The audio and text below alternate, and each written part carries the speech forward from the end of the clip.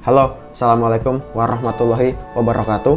Selamat pagi anak-anak hebat, sahabat referensi belajar. Bagaimana kabar kalian? Semoga anak-anak selalu sehat, tetap ceria, dan juga tetap semangat. Pagi hari ini, melanjutkan pelajaran yang kemarin, kita masih di tema yang ketiga, subtema yang ketiga, pembelajaran yang keempat.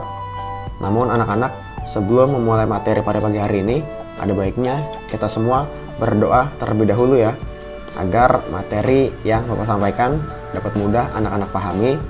Dan juga anak-anak jangan lupa sarapan terlebih dahulu agar badan tetap fit. Dan yang tidak kalah penting adalah selalu mencuci tangan sebelum dan sesudah beraktivitas. Bisa anak-anak? Oke, mari kita berdoa menurut agama dan kepercayaan masing-masing.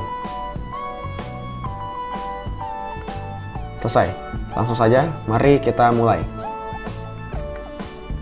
Hari ini kita akan belajar tentang PPKN.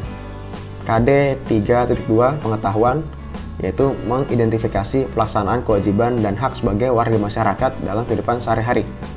Lalu KD 4.2 keterampilan, menyajikan hasil identifikasi pelaksanaan kewajiban dan hak sebagai warga masyarakat dalam kehidupan sehari-hari. Menjaga lingkungan. Kita mempunyai kewajiban menjaga lingkungan. Apa yang akan terjadi jika kita tidak melaksanakan kewajiban kita? Nah, anak-anak, pada pertemuan sebelumnya kita sudah belajar tentang cara-cara yang dapat kita lakukan untuk menjaga kelestarian lingkungan. Kita mempunyai kewajiban menjaga lingkungan. Oke, di sini kita akan masuk ke masalah di lingkungan sekitar kita ya. Yang pertama ada penebangan hutan liar. Masalah kehutanan semakin hari semakin mengkhawatirkan. Hal ini sejalan dengan munculnya berbagai macam permasalahan yang berkaitan dengan lingkungan. Penebangan liar dikenal dengan istilah illegal logging. Illegal logging merupakan sebuah kegiatan penebangan, pendistribusian, hingga penjualan kayu secara tidak sah atau tanpa izin, sehingga menjadi sebuah bentuk ancaman. Kegiatan pembalakan liar dipercaya terjadi di beberapa tempat di dunia. Beberapa tempat ini seperti kawasan aliran sungai Amazon yang ada di Brazil, kemudian ada di Rusia, Asia Tenggara, di Afrika Tengah, dan beberapa negara Balkan. Nah, Indonesia merupakan salah satu negara yang tercatat sering terjadi penebangan hutan liar. Di tahun 1998, terdapat indikasi sekitar 40% dari semua total penebangan hutan adalah penebangan liar. Kemudian ada banjir. Banjir adalah kejadian alam di mana suatu daerah atau daratan yang biasanya kering menjadi terendam air. Secara sederhana, banjir dapat didefinisikan sebagai luapan air dalam jumlah besar ke daratan yang biasanya kering. Banjir terjadi karena banyak hal seperti hujan yang berlebihan, meluapnya aliran sungai, danau, atau lautan. Banjir juga memiliki kekuatan erosif yang besar dan bisa sangat merusak. Banjir terjadi pada interval yang tidak teratur, serta bervariasi dalam ukuran, durasi, dan area yang terkena dampaknya. Air selalu mengalir secara alami dari daerah tinggi ke daerah rendah. Artinya, di dataran rendah dapat terjadi banjir lebih cepat sebelum mencapai tempat yang lebih tinggi. Banjir dapat terjadi secara tiba-tiba dan surut dengan cepat, tetapi ada pula yang terjadi selama berhari-hari bahkan lebih lama. Selanjutnya ada tanah longsor. Tanah longsor adalah perpindahan material pembentuk lereng berupa tanah, batuan, bahan rombakan, dan lain-lain. Tanah atau material campuran tersebut bergerak ke bawah atau keluar lereng atau sering disebut dengan gerakan tanah, yaitu suatu peristiwa geologi yang terjadi karena pergerakan massa batuan atau tanah dengan berbagai tipe dan jenis seperti jatuhnya bebatuan atau gumpalan besar tanah. Secara umum kejadian longsor disebabkan oleh dua faktor, yaitu faktor pendorong dan faktor pemicu. Faktor pendorong adalah faktor-faktor yang mempengaruhi kondisi material sendiri, sedangkan faktor pemicu adalah faktor yang menyebabkan bergeraknya material tersebut. Meskipun penyebab utama kejadian ini adalah gravitasi yang mempengaruhi suatu lereng yang curam, namun ada juga faktor-faktor lainnya yang berpengaruh. Nah, lalu di sini ada dampak penebangan hutan liar. Yang pertama dari dampak ekonomi, yaitu kehilangan keragaman produk di masa yang akan datang.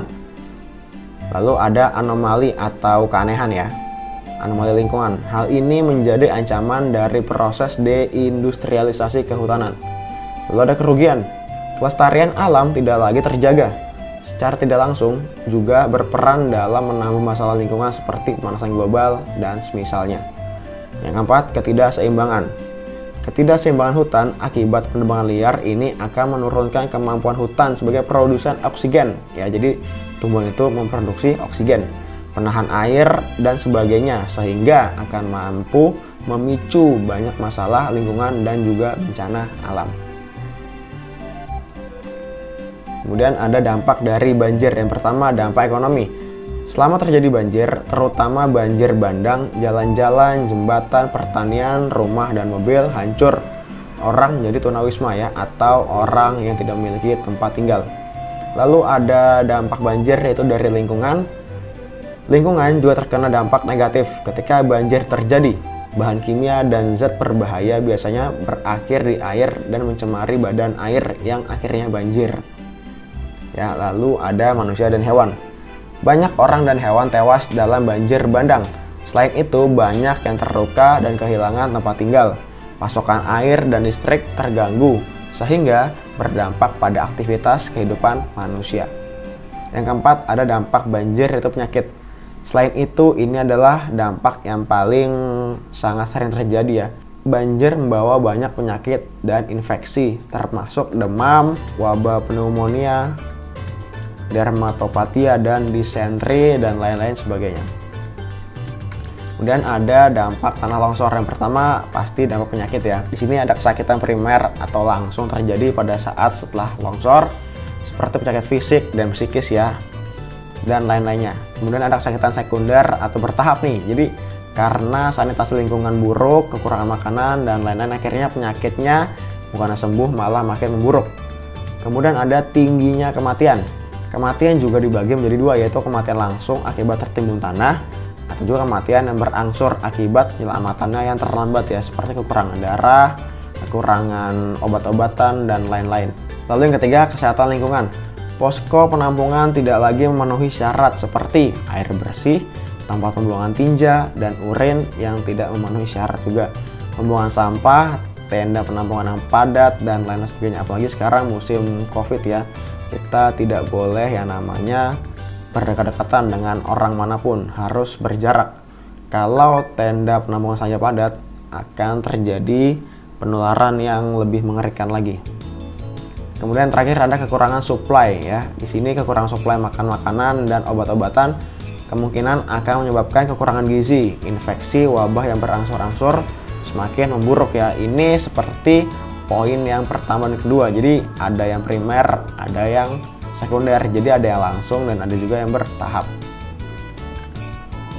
Nah, upaya melestarikan hutan yang pertama ada reboisasi, yaitu penanaman hutan yang sebelumnya gundul. Cara ini dapat meningkatkan jumlah pohon dan kualitas hutan. Lalu ada tebang pilih, yaitu melakukan penebangan hutan dengan sistem pilih. Jadi tidak semua pohon bisa ditebang dan hanya pohon tertentu saja yang boleh ditebang.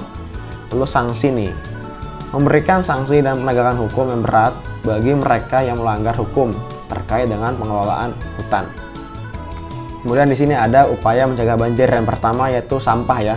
Tidak membuang sampah sembarangan, buang sampah pada tempatnya.